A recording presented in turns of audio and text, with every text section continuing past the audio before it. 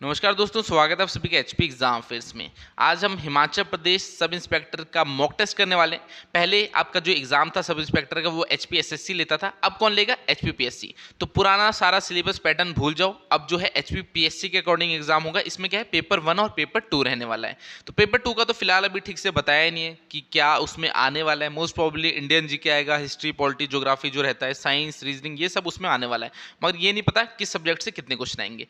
मगर पेपर 1 की बात करें तो पेपर 1 का हमें पता है कि हिमाचल जीके के 30 क्वेश्चन, करंट अफेयर के 30 क्वेश्चन, हिंदी के 20 क्वेश्चन और इंग्लिश के 20 क्वेश्चन आने वाले हैं।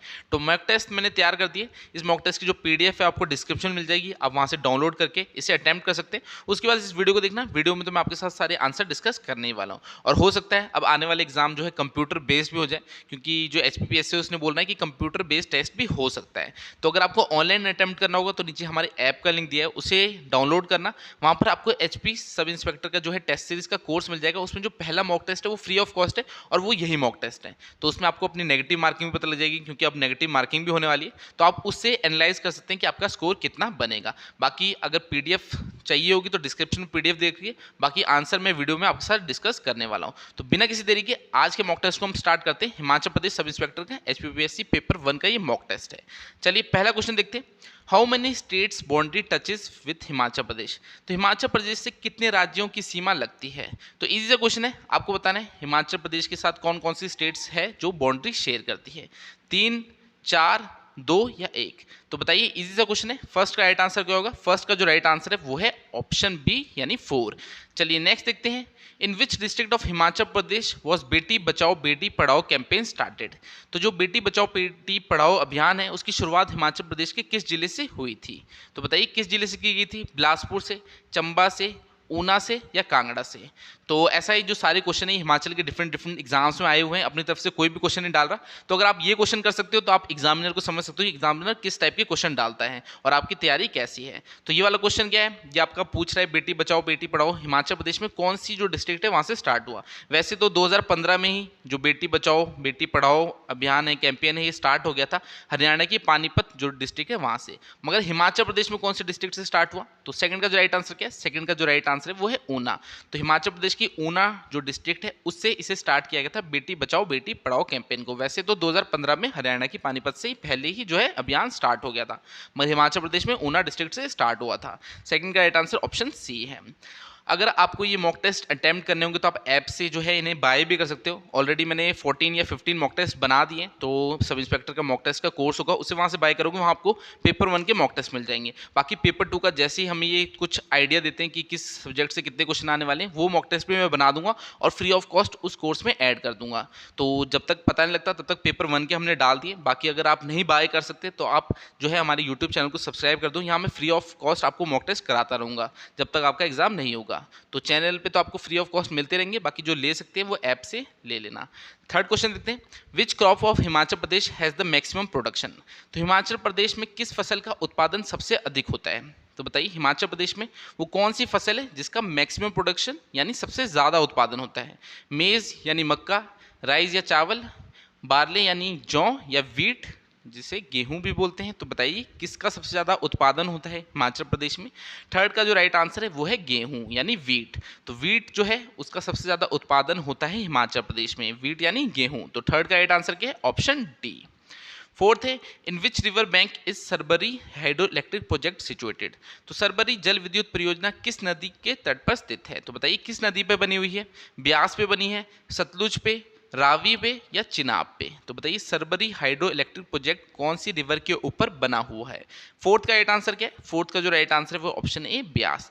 तो ये सरबरी हाइड्रो इलेक्ट्रिक प्रोजेक्ट पड़ता कहाँ है? वैसे कुल्लू डिस्ट्रिक्ट में। और कुल्लू में अगर आपको पता था कि कुल्लू डिस्ट्रिक्ट में है ये, तो आप सीधा सीधा बताते ब्यास, क्योंकि जो मेन रिवर कुल्लू से बहती है वो कौन सी? वो ब्यास ही है। तो सरबरी हाइड्रो इलेक्ट्रिक प्रोजेक्ट कौन सी रिवर पे है? ब्यास पे है। फोर्थ का राइट आंसर ऑप्शन ए है। फिफ्थ है, in which year were the first panchayat election held in Himachal Pradesh? तो किस वर्ष हिमाचल प्रदेश में पहले पंचायत चुनाव हुए थे? तो बताइए कौन से ईयर में जो है फर्स्ट पंचायत इलेक्शन हुए थे हिमाचल प्रदेश में? 1992 में, 1994 में, 1995 में या 1996 में? फिफ्थ का राइट आंसर क्या है? फिफ्थ का जो राइट आंसर है वो है 1992। तो फर्स्ट पंचायत इलेक्शन हिमाचल प्रदेश में कब हुए थे? 1992 में हुए थे। तो ऐसा है, इजी क्वेश्चन तो सब सही कर लेंगे, जो डिफिकल्ट है वो हमें सही करने हैं। और ऐसा है 30 में से 25 से 26 क्वेश्चन तो ईजी आने वाले, वो आपको बुकों में मिल जाएंगे। मगर 4-5 क्वेश्चन ऐसे होते हैं जो बुकों में भी नहीं मिलते, तो कोशिश की है कि मॉक टेस्ट का लेवल अच्छा रखूं। चाहे आपको पता है सब इंस्पेक्टर का एग्जाम है, तो जो एग्जाम है वो अच्छे लेवल का ही होने वाला है। तो इसमें आपको जो है पासिंग मार्क्स ही लेने 35%, यानी 100 में से 35 नंबर ले लेना, आप जो है पास कर लोगे, क्योंकि मेरिट तो पेपर 2 से ही बनने वाली है। तो पेपर 1 तो पासिंग है, तो देख लीजिए 35% नंबर आपके आते नहीं आते हैं। बाकी नेगेटिव मार्किंग भी आपको पता है 0.25% की। सिक्स्थ है, सिक्स क्वेश्चन को हम देखते हैं। हमारा नेक्स्ट क्वेश्चन क्या है? Famous Jalsu and Waru pass is related with which two district? तो प्रसिद्ध जालसू और वारू दर्रा किस दो जिलों से संबंधित है? तो बताइए, जो ये जालसू और वारू पास है ये कौन कौन से डिस्ट्रिक्ट को जोड़ता है? कांगड़ा और कुल्लू को जोड़ता है, चंबा और कांगड़ा को जोड़ता है, चंबा और हमीरपुर को, कुल्लू या और किन्नौर को? तो बताइए सिक्स का राइट आंसर क्या है? सिक्स का जो राइट आंसर है वो ऑप्शन बी, चंबा और कांगड़ा। तो जालसू जो दर्रा है, जालसू जो पास है वो चंबा और कांगड़ा को जोड़ता है, और वारू पास भी चंबा और कांगड़ा को ही जोड़ता है। तो दोनों जो दर्रे हैं, पासिस हैं, ये चंबा और कांगड़ा को जोड़ते हैं। सिक्स का राइट आंसर ऑप्शन बी है। सेवंथ है, which is the nodal department to attain the goal of zero hunger in Himachal Pradesh? तो हिमाचल प्रदेश में शून्य भूख के लक्ष्य को प्राप्त करने के लिए नोडल विभाग कौन सा है? तो बताइए कौन सा विभाग है जो जिम्मेदार है कौन से गोल को अचीव करने के लिए? जीरो हंगर, यानी हिमाचल प्रदेश में कोई भी भूखा ना रहे, उस जो गोल है उसे अटेन करने के लिए कौन सा डिपार्टमेंट जो है जिम्मेदार होगा? रूरल डेवलपमेंट, हेल्थ, एग्रीकल्चर या एजुकेशन? तो सेवंथ का राइट आंसर क्या है? सेवंथ का जो राइट आंसर है वो है रूरल डेवलपमेंट, यानी ग्रामीण विकास डिपार्टमेंट। तो ग्रामीण विकास डिपार्टमेंट जो है वो रिस्पॉन्सिबल है जीरो हंगर जो गोल है इसे अटेन करने के लिए हिमाचल प्रदेश में। यानी ये ऐसी पॉलिसीज निकालेगा जिससे जो है हिमाचल प्रदेश में कोई भी भूखा ना रहे। तो ये जो गोल है इसे कौन अचीव करने के लिए जिम्मेदार होगा? रूरल डेवलपमेंट, यानी ग्रामीण विकास डिपार्टमेंट। सेवंथ का राइट आंसर ऑप्शन ए है। एट्थ है, which sustainable development goal is not mention in the Himachal Pradesh state vision 2030? तो हिमाचल प्रदेश के राज्य दर्शन दस्तावेज 2030 में कौन से सतत विकास लक्ष्य का उल्लेख नहीं है? तो बताइए कौन सा जो है इनमें से development goal, sustainable development goal Himachal Pradesh के स्टेट विजन 2030 में नहीं है? तो बताइए कौन सा नहीं है? Quality education, no poverty, life below water या क्लाइमेट एक्शन? तो अगर आप इसमें थोड़ी सी कॉमन सेंस यूज़ करेंगे, देखिए क्वालिटी एजुकेशन और एजुकेशन तो बहुत ज़रूरी है, फिर नो पॉवर्टी, गरीबी भी नहीं होनी चाहिए, फिर क्लाइमेट एक्शन, क्लाइमेट भी बहुत ज़रूरी है। तो जो ये आपका थर्ड ऑप्शन दे रखा है लाइफ बिलो वाटर, तो इसका तो कोई मीनिंग निकलता पानी के नीचे जीवन। तो पानी के नीचे जीवन का क्या चाहिए? हिमाचल प्रदेश में ऐसा कुछ चाहिए नहीं। तो इसका राइट आंसर ऑप्शन सी है, यानी हिमाचल प्रदेश स्टेट विजन 2030 में कौन सा सस्टेनेबल डेवलपमेंट गोल नहीं है? Life below water, option C. तो कुछ कुछ क्वेश्चन में कॉमन सेंस भी यूज़ करनी है, ये ऐसे बुकों में नहीं मिलेंगे आपको, कुछ क्वेश्चन आपको अपनी कॉमन सेंस से भी सॉल्व करने होते हैं। नाइन्थ है, the postal stamp of the world famous Tabo monastery of Himachal Pradesh was released in? तो हिमाचल प्रदेश की विश्व प्रसिद्ध ताबो मठ का डाक टिकट जारी किया गया था। तो बताइए कब जो है पोस्टल स्टैंप जो है वो रिलीज़ किया गया था ताबो मोनेस्ट्री का? तो 2001 में किया था, 2006 में, 1997 में या 1999 में? तो नाइन्थ का राइट आंसर क्या है? नाइन्थ का जो राइट आंसर है ऑप्शन डी, 1999। तो अच्छे लेवल का क्वेश्चन है। जो ताबो मोनेस्ट्री है हिमाचल प्रदेश की लाहौल स्पीति डिस्ट्रिक्ट में, उसका एक पोस्टल स्टैंप निकाला गया था। कब निकाला गया था? 1999 में निकाला गया था। तो नाइन्थ का राइट आंसर ऑप्शन डी है। चलिए 10 देखते हैं। Who was not a member of first HP cabinet sworn in 1951-52? तो प्रथम HP की सदस्य कौन नहीं थे? तो जो कैबिनेट बनी थी पहली हिमाचल प्रदेश की, उसमें कौन से सदस्य नहीं थे आपको ये बताना है। डॉक्टर वाईएस परमार, तो ये तो चीफ मिनिस्टर थे हिमाचल प्रदेश के, ये तो होंगे ही होंगे। फिर पंडित पद्मदेव है, गौरी प्रसाद है या ठाकुर करम सिंह है? तो बताइए कौन से इनमें से कैबिनेट मिनिस्टर नहीं थे हिमाचल प्रदेश की जो पहली कैबिनेट बनी थी? तो 10th का राइट आंसर क्या है? 10th का जो राइट आंसर है वो है ठाकुर करम सिंह। तो अगर एचपीजी के ठीक से पढ़ी होगी तो आपने इनका नाम सुना ही होगा। ये फर्स्ट चेयरमैन थे किसके? टेरिटोरियल काउंसिल की, जो कि बनी थी आपकी 1957 में और 1963 तक रही थी। तो उसके फर्स्ट ये चेयरमैन थे। तो ये जो है फर्स्ट कैबिनेट में नहीं थे, बल्कि फर्स्ट चेयरमैन थे टेरिटोरियल काउंसिल के। तो फर्स्ट कैबिनेट जो थी उसमें डॉक्टर वाईएस परमार भी मिलेंगे, पंडित पद्मदेव भी मिलेंगे और गौरी प्रसाद भी मिलेंगे। मगर ठाकुर करम सिंह ये फर्स्ट कैबिनेट में नहीं थे हिमाचल प्रदेश की, बल्कि ये चेयरमैन थे टेरिटोरियल काउंसिल जो कि 1957 में बनी थी, उसके फर्स्ट चेयरमैन थे। 10th का राइट आंसर ऑप्शन डी है। 11th है, the act of formation of Himachal Pradesh state passed by the parliament in? तो हिमाचल प्रदेश राज्य के गठन का अधिनियम संसद द्वारा कब पारित किया गया था? तो बताइए हिमाचल प्रदेश को स्टेट बना था, कब बना था? 25 जनवरी 1971 को बना था। मगर उससे पहले जो इंडियन पार्लियामेंट थी उसने ये जो एक्ट है वो पास किया था कि हिमाचल प्रदेश को स्टेट बनाया जाना चाहिए। तो वो एक्ट कब पास हुआ था? 1970 में, 1973 में, 1962 में, या नन ऑफ द अबव में? तो इजी सा क्वेश्चन है। अगर थोड़े ऑप्शन आपको और अच्छे से दिए होते, 19 यानी डेट ही दी होती एग्जैक्ट, तो मजा आता है इस क्वेश्चन में। तो इसका राइट आंसर ही बताता हूँ, 1970। तो वैसे तो 18 दिसंबर 1970 है जो मुझे डेट याद आ रही है। इस दिन जो है एक्ट पास किया गया था पार्लियामेंट में हिमाचल प्रदेश को स्टेट बनाने का। तो अगर डेट और अच्छे से दी होती प्रिसाइजली तो थोड़ा मुश्किल हो सकता था, बाकी ऐसे तो आप आइडिया लगा ही सकते हो क्योंकि 25 जनवरी 1971 को हिमाचल प्रदेश स्टेट बना। तो 1970 का राइट आंसर होगा क्योंकि 1973 बाद में आ रहा है, 1962 बहुत पहले आ रहा है, नन ऑफ दिस तो इसमें फिर आएगा ही नहीं। तो इसका जो राइट आंसर वो है 1970। 18 दिसंबर 1970 को ये एक्ट पास हुआ था जो पार्लियामेंट है उसमें कि हिमाचल को स्टेट बनाया जाना चाहिए। और 25 जनवरी 1971 को हिमाचल प्रदेश क्या बनता है? स्टेट बनता है। कौन सा? 18वें नंबर की स्टेट बनता है इंडिया की। तो 11th का राइट आंसर ऑप्शन ए है। चलिए नेक्स्ट देखते हैं 12th है, which treaty signaled the departure of the Gurkhas and the arrival of the British on the political canvas of Shimla Hill States? तो सिंपली क्या कहना चाहता है इसमें कहना चाहता है कि कौन सी ट्रीटी हुई थी गोरखा और जो ब्रिटिशर्स थे उनके बीच में, जिसकी वजह से जो गोरखा है वो हिमाचल प्रदेश को छोड़ के चले गए थे और जो ब्रिटिशर्स थे उनका आगमन हुआ था हिमाचल प्रदेश में। तो बताइए कौन सी ट्रीटी साइन की गई थी इनके बीच में? Treaty of Sugauli, treaty of Lahore, treaty of Malaun, या ट्रीटी ऑफ रामगढ़? तो 12th का राइट आंसर क्या है? 12th का जो राइट आंसर है वो है ट्रीटी ऑफ संगौली। तो ट्रीटी ऑफ संगौली किसके बीच में साइन हुई थी? गोरखा और ब्रिटिशर्स। इसे एंग्लो नेपालीज वॉर भी कहते हैं। ये आपका 1814 से 16 तक चला था। तो इसमें जो गोरखास थे वो हार गए थे तो उस वजह से उन्हें हिमाचल प्रदेश छोड़ना पड़ा, और जो ब्रिटिशर्स थे उनका आगमन हुआ था हिमाचल प्रदेश में, यानी कंट्रोल जो है वो बन गया था। तो ट्रीटी ऑफ संगौली की वजह से जो है गोरखास को हिमाचल प्रदेश को छोड़ना पड़ा। तो इसमें आपका राइट आंसर क्या होगा? Treaty of Sugauli. ये हुई थी गोरखा और ब्रिटिशर्स के बीच में। 12th का राइट आंसर ऑप्शन ए है। 13th है, village chief of Aryan villages is known as. तो आपको बताना है आर्य ग्रामों के ग्राम प्रधान का क्या कहा जाता था? तो नवाना कहते थे, मवाना, दवाना, या जवाना? तो ये अगर आप हिमाचल प्रदेश की हिस्ट्री पढ़ोगे उसमें आपको मिलेगी। ये आर्यंस होते थे हिमाचल प्रदेश में, इनका जो विलेज का जो चीफ होता था उसे क्या बोलते थे? जो प्रधान होता था उसे क्या बोलते थे? 13 का जो राइट आंसर है वो है मवाना। तो ये हिमाचल प्रदेश के किसी न किसी एग्जाम में आए हुए क्वेश्चन है। तो ऐसा मैं सोचना कि हाँ अजीबोगरीब क्वेश्चन है, ये क्वेश्चन जो है एग्जामिनर कभी कभी एग्जाम में डाल देते हैं, तो ऐसे आपको आइडिया होना चाहिए। तो village chief of Aryan villages is known as, तो उसे मवाना कहते हैं। 13 का राइट आंसर ऑप्शन बी है। 14th है, tissue fair is celebrated in which district of HP. तो हिमाचल प्रदेश के किस जिले में टिश्यू मेला मनाया जाता है? तो टिश्यू मेला बताइए कहाँ पर बनता है? तो ये छेशू मेला होगा मेरे ख्याल से। छेशू मेला कहाँ मनाया जाता है? मंडी में, किन्नौर में, लाहौल स्पीति में, या शिमला में? तो बताइए 14th का राइट आंसर होगा। इसे छेशू, यहाँ पर थोड़ी आपकी स्पेलिंग गलत लिखी है, छेशू मेला बोलते हैं। तो ये कहाँ मनाया जाता है? ये मंडी में मनाया जाता है। मंडी का जो रिवाल्सर है वहाँ पर ये मेला लगता है। कौन सा? छेशू मेला। स्पेलिंग इसकी TSHECHU, ठीक है, TSHECHU इसकी स्पेलिंग है। तो छेशू मेला कहाँ लगता है? रिवाल्सर में लगता है मंडी के।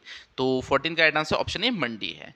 चलिए नेक्स्ट देखते हैं 15th। Who wrote the book पश्चिम हिमालय क्षेत्र के अतीत के?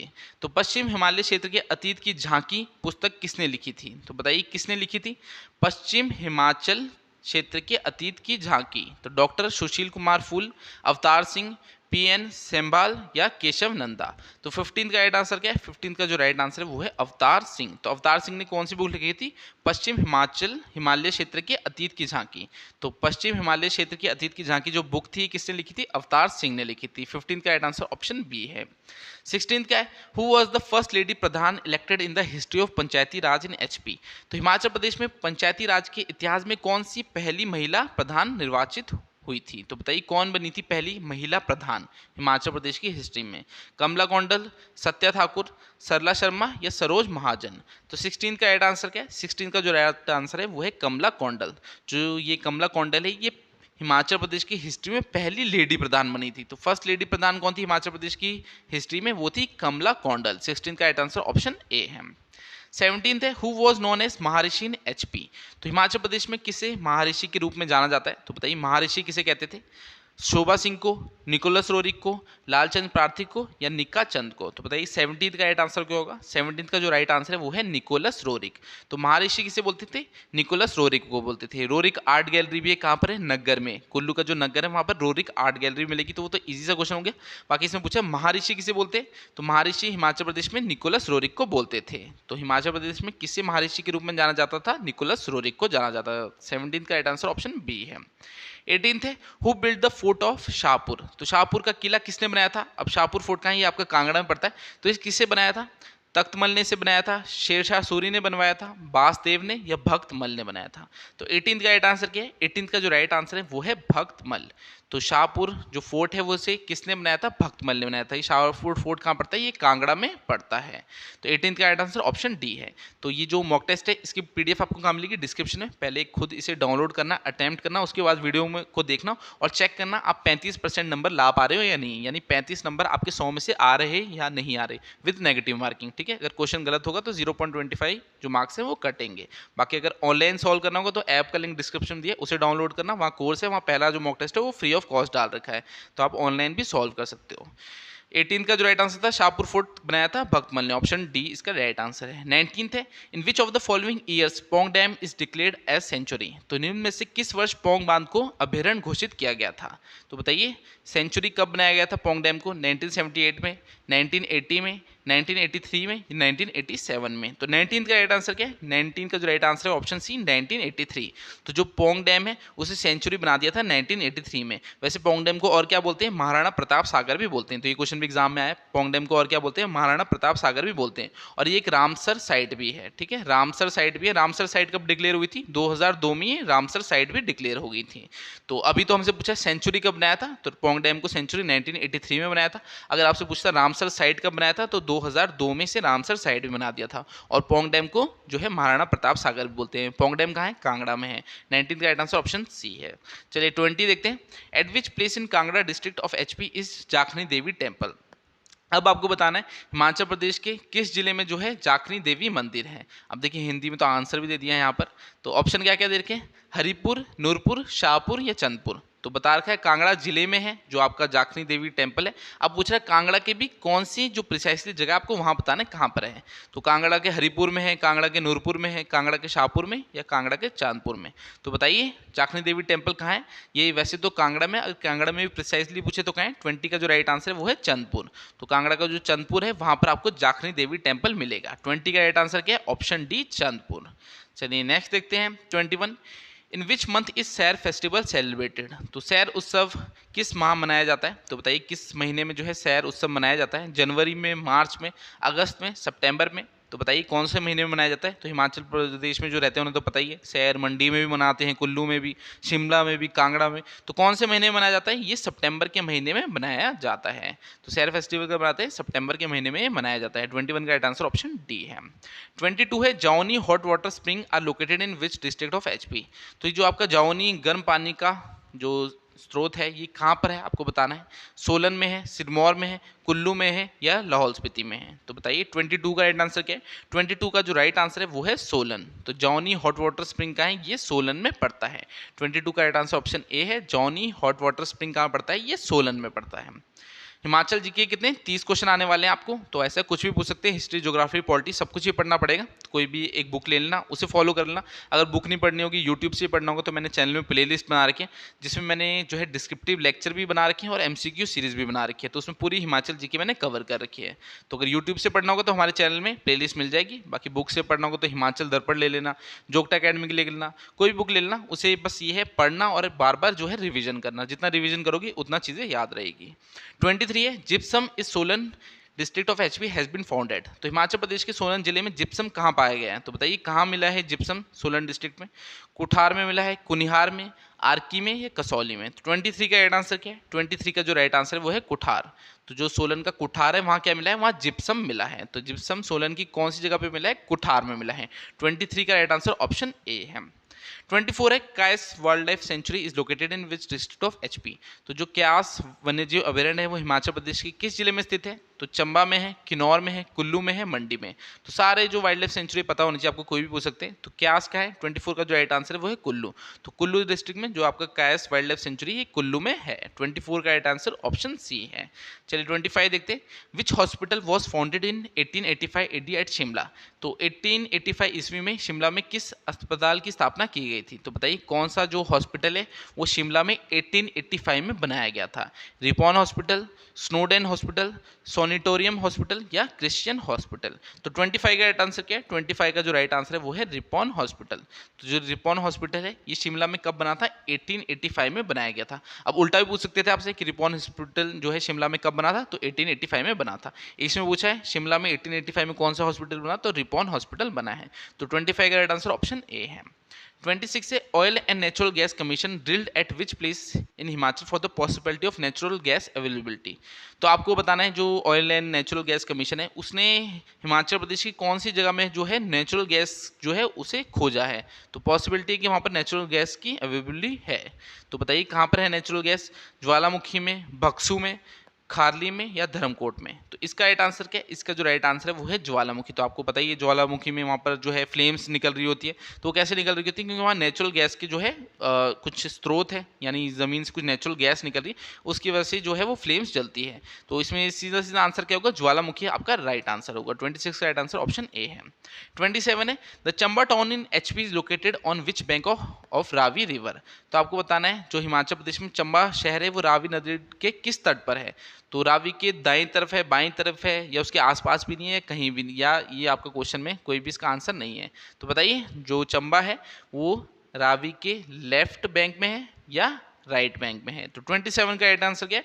27 का जो राइट आंसर है वो ऑप्शन बी राइट। तो जो रावी नदी है उसके राइट साइड में पड़ता है चंबा शहर। तो 27 का right answer option B right है। चलिए नेक्स्ट क्वेश्चन देखते हैं 28। Dodra Kwar revolt took place under the leadership of. तो जो डोडरा कवार विद्रोह हुआ था वो किसके नेतृत्व में हुआ था?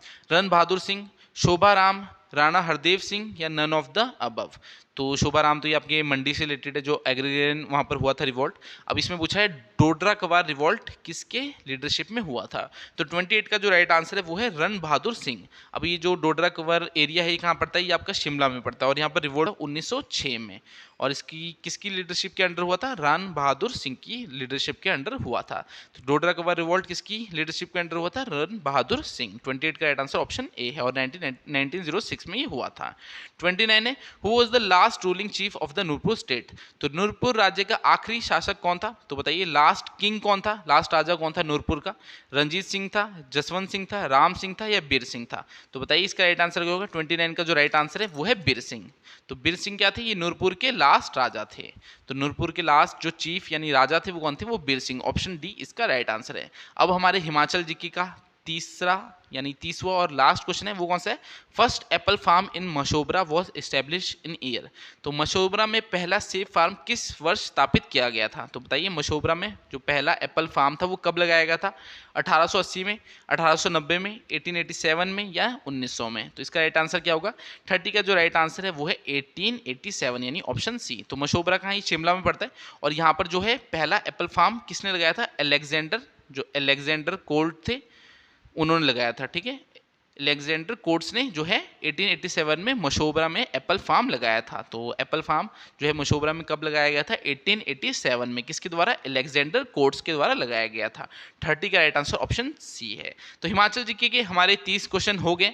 अब हम करंट अफेयर के 30 क्वेश्चन करने वाले हैं। तो करंट अफेयर आपका 1 ईयर तक का पूछ सकते हैं, जब भी आपका एग्जाम होगा उससे 1 साल पहले का करंट अफेयर पूछ सकते हैं। तो ऐसे करंट अफेयर में काफ़ी सारे स्टूडेंट्स को जो है प्रॉब्लम आती है, तो हमने पूरा स्टडी मटेरियल बना रखा है HPPSC का। उसमें आपको current affair, Himachal GK, Hindi, English हर एक चीज़ मिल जाएगी। डिस्क्रिप्टिव नोट्स होंगे, आपके टॉपिक वाइज MCQ होंगे, प्रीवियस ईयर पेपर मिल जाएंगे, टेस्ट सीरीज मिल जाएगी। तो उसके बाहर आपको कोई भी सोर्स फॉलो करने की जरूरत नहीं है। तो वैसे ही करंट अफेयर मंथली डाल रखे हैं, जनवरी, फरवरी, मार्च हर एक मंथ के डाल रखे हैं 500 करंट अफेयर।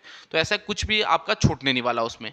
तो करंट अफेयर तो वैसे फ्री के नंबर ही होते हैं, मगर इसका एक अच्छा सोर्स फाइंड करना बहुत मुश्किल होता है। तो सोर्स हमने बना दिया, आपको व्हाट्सएप करना है। नंबर क्या है? 7018186561। इसमें हमें व्हाट्सएप कर देना। हम आपको स्टडी मटेरियल और टेस्ट सीरीज की डिटेल्स दे देंगे। तो आप किसी भी एग्जाम की तैयारी कर रहे हो हिमाचल प्रदेश में, उसका आप स्टडी मटेरियल और टेस्ट सीरीज हमसे ले सकते हैं। बस इस नंबर पर व्हाट्सएप कर देना उस एग्जाम का नाम लिख के, बाकी मैं वहाँ आपको डिटेल्स दे दूंगा।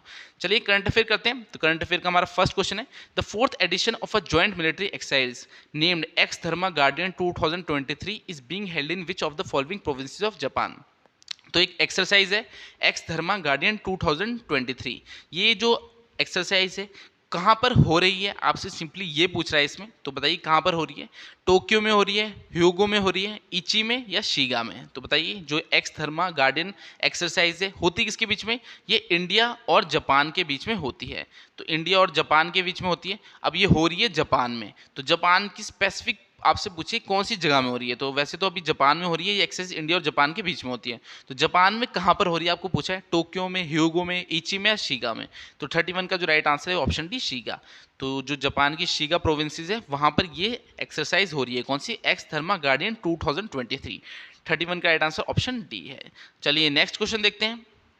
32 है, name the AI based chatbot which was launched by the unique identification authority of India to help people to get an answer to their queries related to the Aadhaar card. तो इसमें कहना चाहता है एक चैटबॉट है जो बनाया गया है किसके द्वारा, unique identification authority of India. इसमें क्या है, ये हेल्प करने वाले हैं जो आधार कार्ड से रिलेटेड कोई भी क्वेरी हो, आपको कुछ समझ नहीं आ रहा, उसके लिए बनाया गया है। तो आपको बताना है उस AI चैटबॉट का नाम क्या है। तो बताइए क्या नाम है उसका, UID हमसफ़र। तो UID यही है आपका unique identification authority of India. फिर आधार मित्रा नाम है, या फिर unique identification authority of India का दोस्त, या आधार साथी। तो बताइए इसका जो आपका AI बेस्ड चैटबॉट है उसका नाम क्या है। तो 32 का राइट आंसर क्या है, 32 का जो राइट आंसर है वो है आधार मित्रा। तो आधार मित्रा इन्होंने लॉन्च किया है। आपका जो unique identification authority of India है ये आपका आधार कार्ड जो है बनाता है। तो आधार कार्ड की जो भी रिलेटेड क्वेरीज होती है आपकी, उसको सॉल्व करने के लिए AI चैटबॉट इन्होंने बनाया जिसका नाम है आधार मित्रा। 32 का राइट आंसर ऑप्शन बी है। 33 है, who among the following will become the first woman astronaut from Saudi Arabia to go on a space mission. तो निम्न में से कौन सी अंतरिक्ष मिशन पर जाने वाली सऊदी अरब की पहली महिला अंतरिक्ष यात्री बनेगी। तो बताइए कौन बनेगी first female astronaut Saudi Arabia की जो कि एक स्पेस मिशन में गई है, एमिली स्कोनिनवॉल्ड, निकोला विंटर, एंथिया कोमिलिन या रियाना बर्नावी। तो बताइए इसका राइट आंसर क्या है। 33 का जो राइट आंसर है वो ऑप्शन डी रियाना बर्नावी। तो करंट अफेयर का क्वेश्चन है आपका, रियाना बर्नावी ये सऊदी अरेबिया की जो कि पहली वुमेन बनी है जो कि स्पेस मिशन में गई है। अब मिशन कौन था वो एक्सियोम मिशन था, जो आपका एक्सियोम मिशन 2 था। ठीक है, एक्सियोम मिशन 2 में गई थी। ये पहली महिला बनी है जो कि स्पेस मिशन में गई है सऊदी अरेबिया की। तो इनका नाम है रियाना बर्नावी। 33 का राइट आंसर ऑप्शन डी है। 34 है, which of the following Indian ministries have been awarded the prestigious Potter Prize 2023 at Stanford University California. तो सिंपली आपसे पूछ रहा है जो ये प्रेस्टिजियस पॉटर प्राइज है ये किसको मिला है। तो पॉटर प्राइज कौन सी मिनिस्ट्री को मिला आपको बताना है। तो 34 में आपके ऑप्शन क्या कहते हैं, मिनिस्ट्री ऑफ एग्रीकल्चर को मिला है, मिनिस्ट्री ऑफ एजुकेशन को मिला है, मिनिस्ट्री ऑफ पंचायती राज को, या ministry of health and family welfare को। तो बताइए पॉटर प्राइज 2023 किसको मिला है। इसका जो राइट आंसर है वो है option D ministry of health and family welfare. तो इनको क्यों मिला है, जो कोविड-19 हुआ था उसमें इन्होंने बहुत अच्छा काम किया था, पीपी किट दी थी, तो बहुत अच्छी तरीके से जो है मैनेज किया था कोविड-19 को। उसकी वजह से जो ministry of health and family welfare है उसे पॉटर प्राइज 2023 मिला है। तो 34 का राइट आंसर ऑप्शन डी है। 35 है, who among the following has been elected as the new president of Vietnam. तो निम्न में से किसे वियतनाम का नया राष्ट्रपति चुना गया है। तो बताइए किसे राष्ट्रपति बनाया गया है वियतनाम का नया, वो वॉन थोंग, न्यून जॉन फूक, न्यून फू ट्रोंग, थी शोंग ट्रैंग। तो अजीब वो गरीब से नाम है, डायरेक्टली आपको आंसर ही बताता हूँ। उनका नाम है वू वॉन थोंग। तो जो वू वॉन थोंग है इन्हें प्रेसिडेंट बनाया है वियतनाम का, यानी वियतनाम के नए राष्ट्रपति कौन बने, वो वॉन थोंग। 35 का राइट आंसर ऑप्शन ए है। 36 देखते हैं, international drug checking day is observed every year on which day. तो जो इंटरनेशनल ड्रग चेकिंग डे है इसे कब मनाया जाता है, आपसे सिंपली पूछ रहा है। तो 27 मार्च को मनाते हैं, 28 मार्च को, 30 मार्च को, या 31 मार्च को। तो 36 का राइट आंसर क्या है, 36 का जो राइट आंसर है ऑप्शन डी 31 मार्च। तो इंटरनेशनल ड्रग चेकिंग डे कब मनाया जाता है, 31 मार्च को सेलिब्रेट किया जाता है। 36 का राइट आंसर ऑप्शन डी है। और 2017 से इसे स्टार्ट किया सेलिब्रेट करना। तो इंटरनेशनल ड्रग चेकिंग डे कब होता है? 31 मार्च को होता है। नेक्स्ट देखते हैं 37, world health day is observed every year on 7 April. What is the theme of world health day? तो आपको पता है विश्व स्वास्थ्य दिवस है, उसे कब मनाया जाता है? 7 अप्रैल को मनाया जाता है। मगर ये थीम पूछ रहा है, जो वर्ल्ड हेल्थ डे है उसकी आपको थीम बतानी है। तो थीम क्या है? Health promotion for wellbeing, equity and sustainable development, our planet our health, support nurses and midwives, health for all. तो बताइए 37 का राइट आंसर क्या है? 37 का जो राइट आंसर है वो है हेल्थ फॉर ऑल। तो जो वर्ल्ड हेल्थ डे है जो 7 अप्रैल को मनाया जाता है, उसकी जो थीम है वो क्या है? वो है हेल्थ फॉर ऑल। तो ऑप्शन डी इसका राइट आंसर है। वर्ल्ड हेल्थ डे की थीम क्या है? Health for all. Option D इसका राइट आंसर है। 38 है, where is the international yoga festival 2023 celebrator? तो अंतर्राष्ट्रीय योगा महोत्सव 2023 कहाँ मनाया गया है? तो बताइए कहाँ मनाया गया है? वाराणसी में, ऋषिकेश में, प्रयागराज में या शिमला में? तो 38 का राइट आंसर क्या है? 38 का जो राइट आंसर है वो है ऋषिकेश। तो इंटरनेशनल योगा फेस्टिवल 2023 कब मनाया गया, कहाँ मनाया गया? ये आपका ऋषिकेश में मनाया गया है। तो 38 का राइट आंसर ऑप्शन बी है। 39 है, who has been appointed as the director general of the border guarding force Sashastra Seema बल? तो जो एसएसबी है आपको उसको बताना है डीजी किसे बनाया गया है। तो जो एसएसबी है, एसएसबी कहाँ होती है? आपकी नेपाल और भूटान जो बॉर्डर है वहाँ पर इन्हें जो है डिप्लॉय किया जाता है। तो इसका जो है डीजी किसे बनाया गया? सिंपली ये पूछा जा रहा है। तो रश्मि शुक्ला को बनाया है, पंकज कुमार को, अनीश दयाल सिंह को या सुजौल लाल थोसन को? तो 39 का राइट आंसर क्या है? 39 का जो राइट आंसर है वो है रश्मि शुक्ला। तो जो रश्मि शुक्ला है इन्हें एसएसबी सशस्त्र सीमा बल का जो है डीजी बनाया गया है। 39 का right answer option A Rashmi Shukla है। 40 है, according to V Dem democracy report 2023 what is the rank of India in the electoral democracy index? तो आपको बताना है ये वी डैम डेमोक्रेसी रिपोर्ट है 2023 की, इसमें जो इलेक्ट्रोकल डेमोक्रेसी इंडेक्स है उसमें इंडिया की रैंक कितनी है? तो 100 है, 101 है, 108 है, ये 110 है। तो 40 का राइट आंसर क्या है? 40 का जो राइट आंसर है वो ऑप्शन सी 108। तो इंडिया की रैंक क्या है इलेक्टोरल डेमोक्रेसी इंडेक्स में? 108 है। तो 40 का राइट आंसर ऑप्शन सी है 108। इंडिया की रैंक क्या है इलेक्टोरल डेमोक्रेसी इंडेक्स में? वो है 108। चलिए नेक्स्ट देखते हैं 41, who has been awarded the title governor of the year for 2023 by central banking? तो किसे जो है टाइटल दिया गया है governor of the year for 2023? आपको ये बताना है। तो अमर्त्य सेन को दिया है, अरविंद सुब्रमण्यम को, रघुराम राजन को या शक्तिकांत दास को? तो बताइए governor of the year for 2023 ये टाइटल किसे दिया गया है? 41 का जो राइट आंसर है ऑप्शन डी शक्तिकांत दास। अब शक्तिकांत दास कौन है? ये आरबीआई के क्या है? गवर्नर हैं। तो आरबीआई के गवर्नर कौन है? शक्तिकांत दास। और इन्हें governor of the year for 2023 जो है सिलेक्ट किया गया है। 41 का राइट आंसर ऑप्शन डी है। 42 है, who has been conferred with FIH president award 2023? तो आपको बताना है जो FIH प्रेसिडेंट अवार्ड 2023 ये किसे मिला है? तो वो जो भी आपकी अपॉइंटमेंट्स होती है, अवार्ड्स होते हैं, डेट्स होते हैं, थीम्स होती है, ये तो बहुत बेसिक से क्वेश्चन होते हैं जिनसे क्वेश्चन बन नहीं सकता, तो ये तो कभी छोड़ने नहीं होते। अब देखिए यहाँ पर आपसे अवार्ड पूछ रखा है, तो FIH प्रेसिडेंट अवार्ड ये किसे मिला है? तो राजेश वर्मा को मिला है, प्रसाद के पैनिकर को मिला है, वी कार्तिकेयन पांडेयन को मिला है या आर के गुप्ता को मिला है? तो 42 का राइट आंसर क्या है? 42 का जो राइट आंसर है वो है वी कार्तिकेयन पांडेयन। तो जो वी कार्तिकेयन पांडेयन है इन्हें कौन सा अवार्ड मिला है? FIH president's award 2023। तो 42 का राइट आंसर ऑप्शन सी है। चलिए नेक्स्ट क्वेश्चन देखते हैं। 43 है, the 75-25 initiative seen recently news is associated with? तो हाल ही में खबरों में रही 75-25 पहल किससे जुड़ी है? तो आपको बताना है जो इनिशिएटिव है ये 75-25 इनिशिएटिव यानी 75-25 इनिशिएटिव ये किससे रिलेटेड है?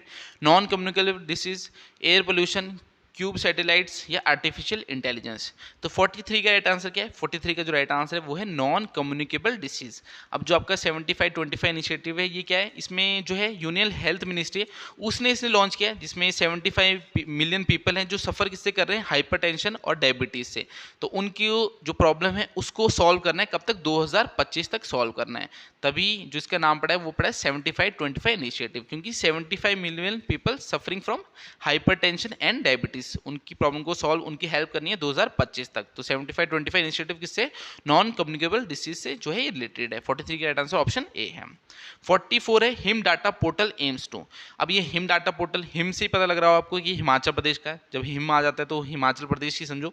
तो Him data portal aims to, तो ये हिमाचल प्रदेश का जो है लॉन्च किया गया है। इसमें एम क्या है, इसका लक्ष्य क्या है, integrate data for all organisation for welfare scheme, gather 24 hour weather data for state, amalgamation crime statistics of the state या नन ऑफ द अबव। तो इसमें क्या है, हिम डाटा पोर्टल में जो है ऑल जो ऑर्गेनाइजेशन है हिमाचल प्रदेश की, उनका जो डाटा है उसे इंटीग्रेट करना है ताकि वेलफेयर स्कीम्स जो है उस पर ज़्यादा अच्छे से जो है वो फोकस कर सके गवर्नमेंट, उनको जो अच्छे से वो जो है लोगों तक पहुंचा सके। तो integrate data for of all organisation for welfare schemes, तो सभी ऑर्गेनाइजेशन का जो डाटा है वो इंटीग्रेट करना है फॉर वेलफेयर स्कीम्स। तो हिम डाटा पोर्टल का एम क्या है, ऑप्शन ए इसका राइट आंसर है।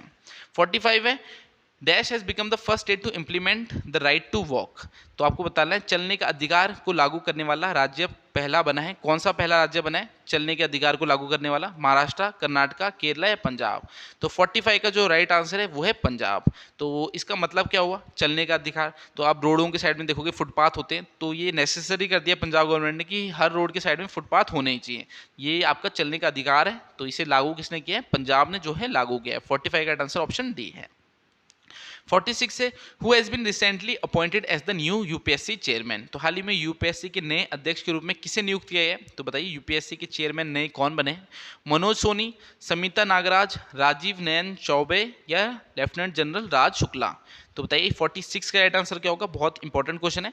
तो यूपीएससी के चेयरमैन कौन बने, ऑप्शन ए इसका राइट आंसर मनोज सोनी। तो जो मनोज सोनी है ये क्या बने, यूपीएससी के नए चेयरमैन यानी नए अध्यक्ष बने हैं। तो यूपीएससी क्या जो आपके एग्जाम लेता है आईएएस आईपीएस के, तो वो आपका यूपीएससी लेता है, सीडीएस के एग्जाम भी यूपीएससी लेता है, तो उसके चेयरमैन कौन बनाए, मनोज सोनी ही बने। 46 का राइट आंसर ऑप्शन ए है। 47 है what has been the name of Mughal garden in Rashtrapati Bhavan change recently. तो हाल ही में राष्ट्रपति भवन के मुगल गार्डन का नाम बदलकर क्या रख दिया गया है, तो बताइए क्या नाम रखा गया है, राष्ट्रपति भवन में जो मुगल गार्डन था उसका नाम चेंज कर दिया है। तो आपको नया नाम बताना है क्या रखा है, आज़ाद गार्डन, अमृत उद्यान, रॉयल गार्डन या नन ऑफ द दीज। तो 47 का राइट आंसर क्या है, 47 का जो राइट आंसर है वो है अमृत उद्यान। तो जो अमृत उद्यान है ये मुगल गार्डन का नाम चेंज करके नया रख दिया गया है। तो राष्ट्रपति भवन में जो मुगल गार्डन था उसका नाम चेंज करके अमृत उद्यान रख दिया गया है। 47 का राइट आंसर ऑप्शन बी है। 48 है who has been recently launch the she feeds the world program. तो हाल ही में शी फीड द वर्ल्ड जो कार्यक्रम है उसे किससे शुरू किया है, तो बताइए किसने शुरू किया, आनंद महिंद्रा, गेट्स फाउंडेशन है, पेप्सिको फाउंडेशन है, नन ऑफ दीस नहीं। तो 48 का जो राइट आंसर है वो है पेप्सिको फाउंडेशन। तो जो पेप्सिको फाउंडेशन है उसने ही लॉन्च किया है she feeds the world program. तो जो आपका ये प्रोग्राम है शी फीड्स द वर्ल्ड, ये किसने लॉन्च किया, पेप्सिको फाउंडेशन ने जो है लॉन्च किया है। 48 का राइट आंसर ऑप्शन सी है। चलिए 49 देखते हैं, Diwali has been declared as an official holiday in which US state recently. तो दिवाली को हाल ही में किस अमेरिकी राज्य में जो है ऑफिशियल हॉलीडे बना दिया गया है, तो बताइए कौन से यूएस स्टेट में बनाया गया, कौन से यूएस स्टेट का जो जगह है वहाँ बनाया गया, टेक्सास में बनाया गया है, पेनिसिल्वेनिया में बनाया गया है, फ्लोरिडा में, नन ऑफ द अबव में। तो 49 का राइट आंसर क्या है, 49 का जो राइट आंसर वो है पेनिसिल्वेनिया। तो जो पेनिसिल्वेनिया है यहाँ पर जो दिवाली है उसे ऑफिशियल हॉलीडे डिक्लेयर कर दिया। वैसे तो इंडिया में ही बनाया जाता है आपका दिवाली, मगर अब यूएसए का जो पेनिसिल्वेनिया है यहाँ पर भी दिवाली को जो है ऑफिशियल हॉलीडे डिक्लेयर कर दिया, यानी उस दिन छुट्टी होगी, जिस दिन दिवाली होगी उस दिन पेनिसिल्वेनिया है यहाँ पर भी छुट्टी होगी। तो 49 का राइट आंसर ऑप्शन बी है। 50 है in which district of Uttar Pradesh did the third Khelo India university game started.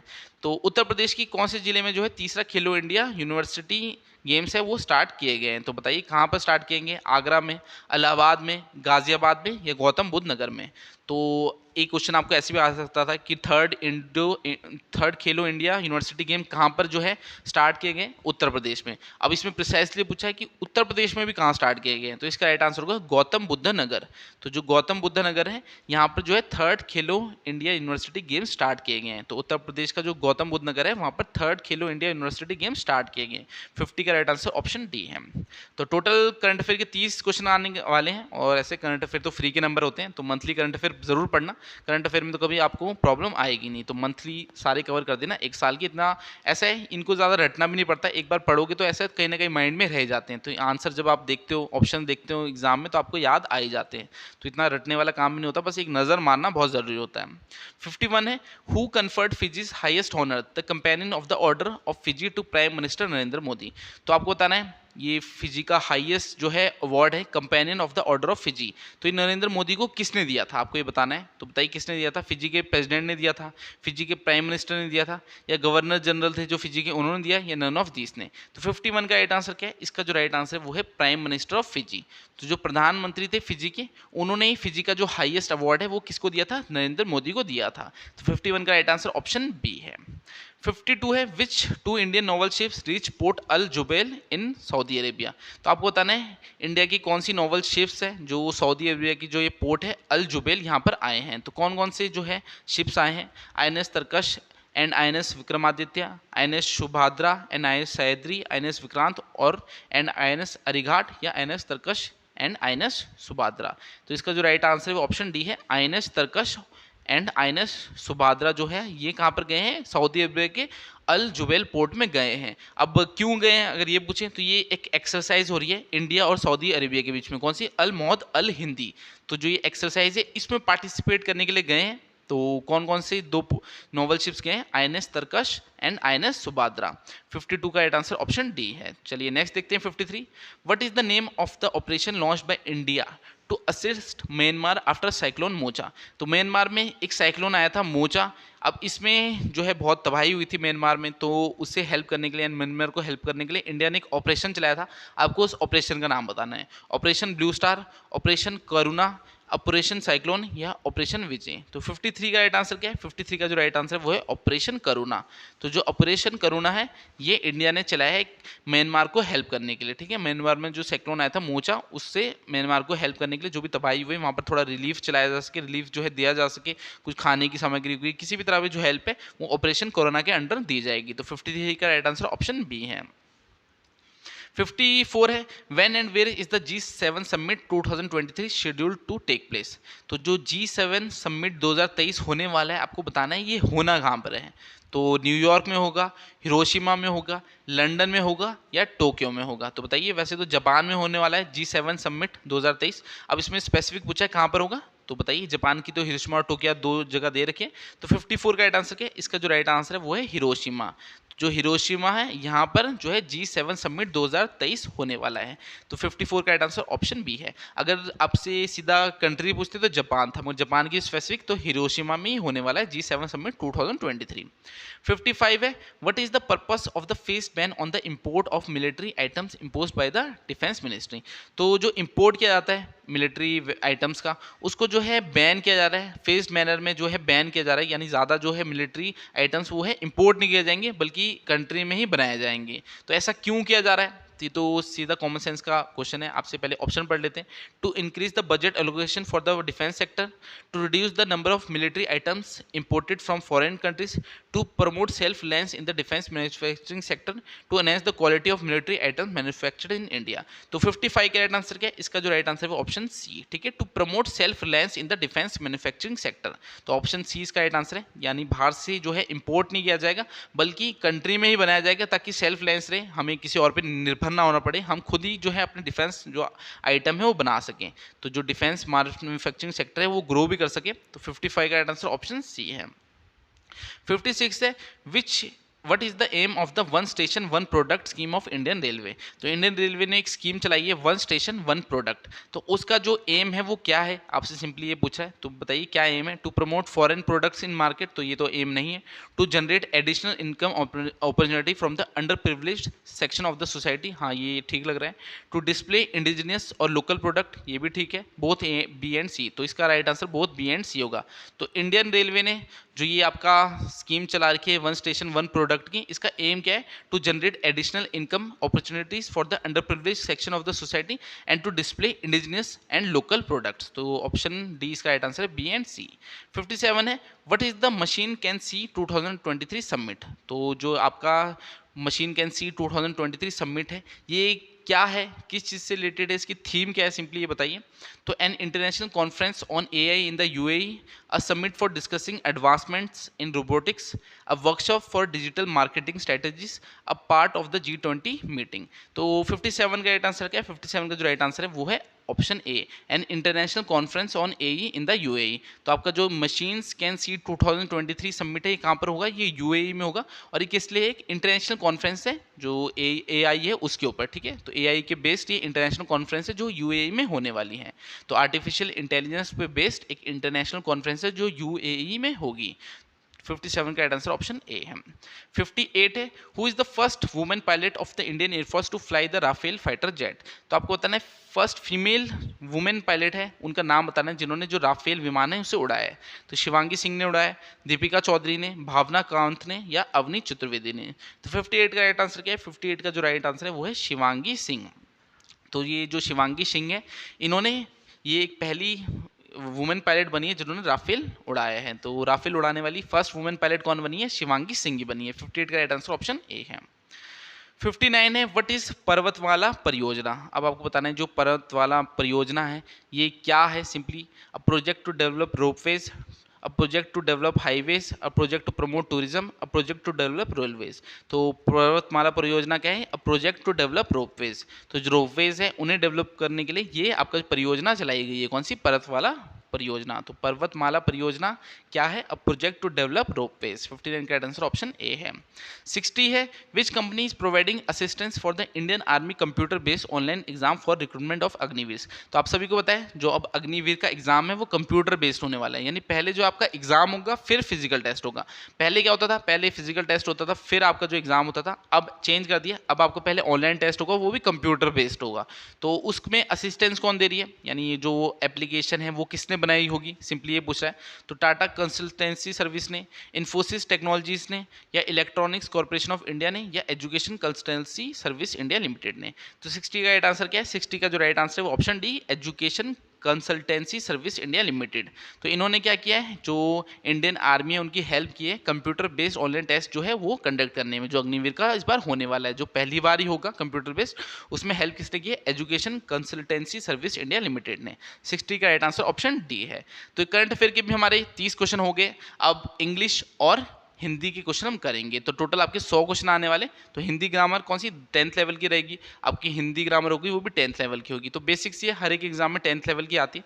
तो इसमें कुछ स्पेसिफिक टॉपिक्स होते हैं जो आपको पढ़ने होते हैं। अगर हिंदी की बात करें, समास संधि, आपके एक शब्द हो गए, वन वर्ड हो गए, वैसे इंग्लिश में आपके one word substitution, idiom phrases, ये ऐसी चीज़ें आपको पढ़नी होती हैं। तो ये चीज़ें कभी छोड़नी नहीं है। बाकी मैं आपको पूरा बताता हूँ जैसे जैसे हम क्वेश्चन करते जाएंगे। तो 61 क्वेश्चन देखते हैं। Soldiers who fight on horse back, तो जो घोड़ों के ऊपर बैठ के लड़ते हैं उन्हें क्या बोलते हैं, इन्फेंट्री, आर्टिलरी, कावलरी, या आर्मर्ड। तो ये वन वर्ड सब्स्टिट्यूशन का क्वेश्चन है। तो जैसे कि मैंने आपको बताया वन वर्ड सब्स्टिट्यूशन होंगे, ये कभी नहीं छोड़ने होते, एग्जाम में इनमें से क्वेश्चन बनता ही बनता है। तो soldiers who fought on horse back, इसके लिए वन वर्ड सब्स्टिट्यूशन क्या होगा, कावलरी, ठीक है। जो कावलरी होती है इन्हें ये बोलते हैं, जो हॉर्स के ऊपर बैठ के जो है फाइट करते हैं उन्हें कावलरी बोलते हैं। 61 का राइट आंसर ऑप्शन सी है। 62 है, the practice of having many wifes. तो एक बंदा है उसकी कई सारी पत्नियां हैं, तो उसे क्या बोलेंगे, वन वर्ड सब्स्टिट्यूशन है, बाइगेमी, सिलोग्राफी, पॉलीगैमी, या पॉलीएंड्री। तो बताइए इसका राइट आंसर क्या होगा। 62 का जो राइट आंसर है वो है पॉलीगैमी। अगर इसी का उल्टा लिखा होता, अब the practice of having many husbands, तो बहुत सारे पति हो जिसके, तो पॉलीएंड्री आना था। तो पॉलीगैमी और पॉलीएंड्री में आपको डिफरेंस पता होना चाहिए। तो practice of having many wifes, जिसकी बहुत सारी पत्नियां, उसको आप क्या बोलेंगे, पॉलीगैमी बोलेंगे। 62 का राइट आंसर ऑप्शन सी है। 63 है, a person who abstains completely from alcoholic drinks. तो कोई भी पर्सन जो एल्कोहलिक ड्रिंक्स से दूर रहता है, मतलब कभी भी लेता नहीं, तो उसे क्या बोलेंगे, वन वर्ड सब्स्टिट्यूशन है फिर से, टीटो टेलर, डेरिलिक्ट, सब्जेक्टिव, या इनक्रिमिनेटरी। तो बताइए 63 का राइट आंसर क्या होगा। इसका जो राइट आंसर है वो है टीटो टेलर। तो a person who abstains completely from alcoholic drinks, तो एल्कोहलिक ड्रिंक्स से दूर ही रहता है तो उसे टीटो टेलर बोलेंगे। 63 का राइट आंसर ऑप्शन ए है। 64 है, property inherited from once father और एंसेस्टर। तो बताइए इसके लिए वन वर्ड सब्स्टिट्यूशन क्या होगा, property inherited from once father और एंसेस्टर। तो किसी के पिताजी से जो प्रॉपर्टी मिली हो या फिर एंसेस्टर उनके पुरखों से जो प्रॉपर्टी मिली हो, तो उसे क्या बोलेंगे, एलिमोनी, पैट्रीमोनी, वॉलेंट्री, या एर्मिस्टिस। तो 64 का जो राइट आंसर है वो है पैट्रीमोनी। तो किसी के फादर से अगर कोई प्रॉपर्टी या पुरखों से मिली हो उसे पैट्रीमोनी बोलेंगे। 64 का राइट आंसर ऑप्शन बी है। Choose the word opposite in meaning to the given word. अब आपको अपोजिट वर्ड बताना है। वर्ड क्या दिया है, स्पूरियस। तो स्पूरियस का पहले मीनिंग पता होना चाहिए। इसका मतलब होता है फेक टाइप की, फेक सी चीज़ें, मतलब ऐसे। तो इसका आपको बताना है कि अपोजिट क्या होगा। तो जेन्युइन भी इसका अपोजिट है, ऑथेंटिक भी इसका जो है अपोजिट है, रियल भी इसका अपोजिट है, तो इसका right answer all of the above होगा। तो स्पूरियस का अपोजिट इन मीनिंग क्या है, जेन्युइन, ऑथेंटिक, रियल तीनों ही है। तो 65 का आंसर ऑप्शन डी है। 66 है, अपोजिट वर्ड बता रहे हैं फिर से, कर्ब। तो कर्ब का अपोजिट क्या होगा, किसी को तो एक तरह से रोकना, कर्ब का ये मतलब होता है। तो इसमें क्या होगा, हेल्प करना, अलाउ करना, रिस्ट्रेन करना या रिमूव करना। तो बताइए अपोजिट क्या होगा। 66 का जो राइट आंसर है वो है अलाउ। तो कर्ब का जैसे एक तरह से रोकना, तो अपोजिट क्या होना चाहिए इसका, अलाउ। तो 63 का राइट आंसर ऑप्शन बी है। 67 है, अब आपको फिल इन द ब्लैंक्स करना है। तो fill up the blanks with suitable preposition. अब प्रपोजिशन आपको यूज करना है, तो बताइए कौन सा प्रपोजिशन आएगा। There is no limit dash the wants of man. तो there is no limit for the wants of man, to the wants of man, of the wants of man या at the wants of man. तो बताइए इसमें right answer क्या आएगा। 67 का जो right answer है वो option B, to the wants of man. तो there is no limits to the wants of man. तो इसमें एक तरह से ये फ्रेजल वर्ब भी है कि लिमिट टू का क्या मतलब हुआ, तो कोई भी लिमिट नहीं है इंसान की जो इच्छा है उनका। तो there is no limit to the wants of man, तो यहाँ पर टू आएगा, ऑप्शन बी राइट आंसर है। 68 है, फिर से आपको प्रेपोजिशन पुट करना है। Most of family members dissented dash the suggestion he made. तो यहाँ पर क्या आएगा, dissented to, dissented from, dissented of या डिसेंटेड आफ्टर। तो इसका राइट आंसर है डिसेंटेड फ्रॉम। तो ये भी एक फ्रेजल वर्ब है, डिसेंटेड फ्रॉम। तो इसका अगर आपसे कोई मतलब पूछे तो डिफर इन ओपिनियन। तो जो फैमिली मेंबर थे, ज़्यादातर फैमिली मेंबर थे, उसने उनके सजेशन से जो है डिफर किया, यानी वो सजेशन जो है उनको पसंद नहीं आया। तो most of the family member dissented from the suggestion he made. तो उसने जो भी सजेशन किया था, most of the family member ने उस पर एग्री नहीं किया। तो 68 का राइट आंसर ऑप्शन भी फ्रॉम आएगा। फिर नेक्स्ट क्वेश्चन देखते हैं 69, she has been dash since morning. अब वर्ब जो क्रिया है आपको वो डालनी है यहाँ पर। तो she has been worked since morning, she has been working since morning, she has been works since morning, she has यहाँ पर नन ऑफ दिस। तो इसमें अगर आप इसको सेंटेंस को पढ़ोगे तो इजीली आंसर बता दो कि वर्किंग ही आएगा। तो पढ़ने में ही पता लग रहा है she has been working since morning. तो इसमें पढ़ने से ही पता लग रहा है कि वर्किंग आना चाहिए यहाँ पर। तो कुछ ऐसे सेंटेंस होते हैं वो आपको जनरल एक कॉमन सेंस ही आ जाते हैं कि हाँ ये इसमें आना चाहिए। तो she has been working since morning. चलिए नेक्स्ट क्वेश्चन देखते हैं। अब हमें फिर से जो है वर्ब डालना है। They dash to school by bus. तो दे गोइंग टू स्कूल, तो ये देखिए कितना ऑड लग रहा है। दे गोज टू स्कूल बाय बस, दे टू गो टू, तो ये तो फिर आपको ये भी ऑड से लगेगा। दे go to school by bus, तो इसका राइट आंसर गो ही होगा। दे go to school by bus, तो वर्ब क्या आएगा, दे गो टू स्कूल बाय बस। 70 का राइट आंसर ऑप्शन डी है। 71 देखते हैं। Man is essentially a dash animal and tends to associated with others. तो मैन क्या है, एक सेंटिमेंटल एनिमल है, सोशल एनिमल है, सेल्फिश एनिमल है या परवर्स एनिमल है। तो ये क्या है, सोशल एनिमल। तो ये तो पढ़े हो आपने, इंसान क्या है, सोशल एनिमल है, एक दूसरे से मिलते भी हैं, सब कुछ करते हैं, मतलब एक दूसरे से जो है सोसाइटी में रहते हैं एक दूसरे के साथ, तो एक सोशल एनिमल है। तो man is essentially a social animal and tends to associate with others. So 71 का राइट आंसर ऑप्शन बी है। 72 है, some animals have unique dash that allow them to survive in extreme weather condition. तो बताइए अब fill in the blanks में क्या आएगा। Some animal have unique characteristics, unique problem, unique feelings या unique conditions. तो फीलिंग तो कुछ आएगा नहीं। तो 72 का राइट आंसर क्या है, 72 का जो राइट आंसर है, some animals have unique characteristics that allow them to survive in extreme weather condition. तो कैरेक्टरिस्टिक्स है सम एनिमल्स में कि वो एक्सट्रीम कंडीशन हो तो वहाँ पर भी जो है सर्वाइव कर जाते हैं, वेदर जो कंडीशन है एक्सट्रीम उसमें भी सर्वाइव करते हैं। तो क्या यूनिक कैरेक्टरिस्टिक्स होते हैं। तो 72 का राइट आंसर ऑप्शन ए है। फिर से अब हमारा फिल इन द ब्लैंक्स है। She told me that she dash go to Mumbai next month. तो she told me that she will, she should go to Mumbai, she would go to Mumbai या she can go to Mumbai. तो 73 में आएगा, 73 में आएगा would. अब would क्यों आएगा, वुड यूज़ किया जाता है भूतकाल को प्रकट करने के लिए। तो इसमें बोला she told me that she would go to Mumbai next month. तो जो है नेक्स्ट मंथ जो है वो जा सकती है। तो she told me that she would go to Mumbai next month. तो 73 का आंसर ऑप्शन सी है, वुड यहाँ पर आएगा। 74 है, he went there so that he dash borrow money.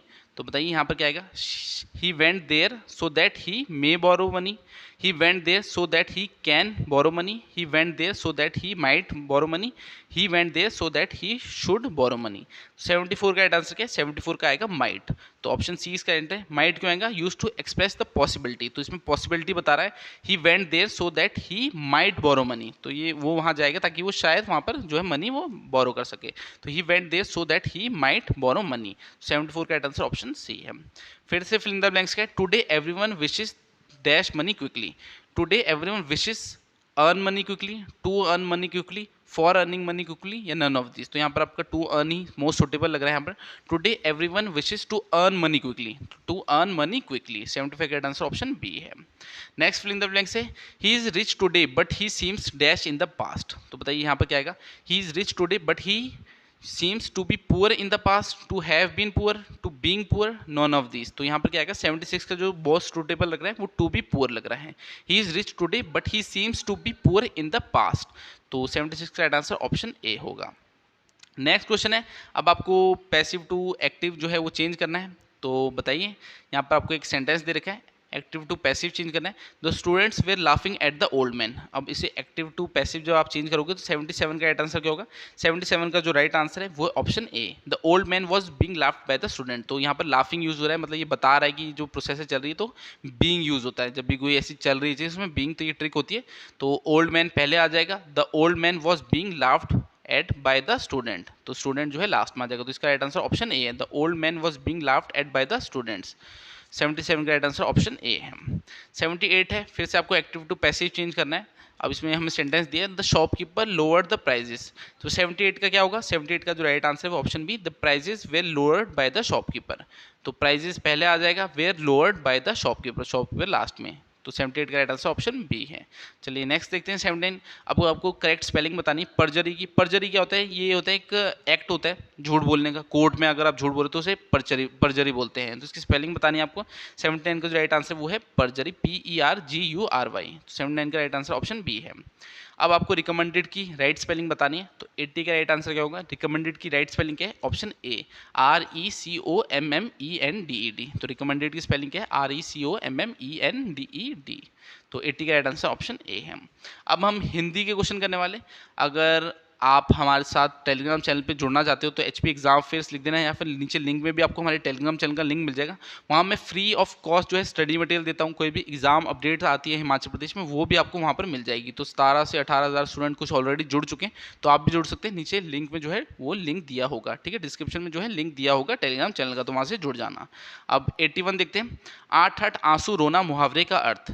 तो बताइए इस मुहावरे का अर्थ क्या होगा, 8-8 आंसू रोना, रोते रहना, चुप होकर रोना, फूट फूट कर रोना, या फूट फूट कर रोना। तो बताइए 81 का राइट आंसर क्या है, 81 का जो राइट आंसर है वो ऑप्शन डी, फूट फूट कर रोना। ठीक है, ये फट फट कर रोना है, ये नहीं होगा, फूट फूट कर रोना। तो 8-8 आंसू रोने का मतलब क्या होता है, फूट फूट कर रोना। 81 का राइट आंसर ऑप्शन डी है।